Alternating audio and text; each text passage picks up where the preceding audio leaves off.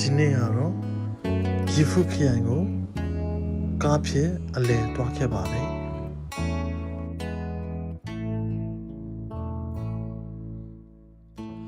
ချင်နာတွေ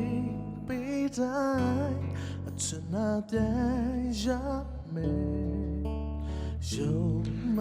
လက်ဖက်ခင်းတွေကိုတောင်ထိပ်ကနေပြီးတော့အောက်ကိုညှော်ကြည့်လို့ရတယ်အကောင်းဆုံးသောရှုခင်းတနေရာလေးဖြစ်ပါတယ်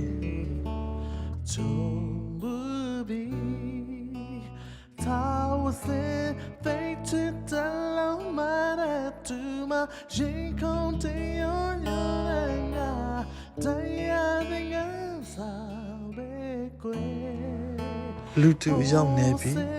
တဘာဝကြကြတဘာဝဆန်ဆန်နဲ့ခံစားလို့ရတယ်ရှုခင်းလေး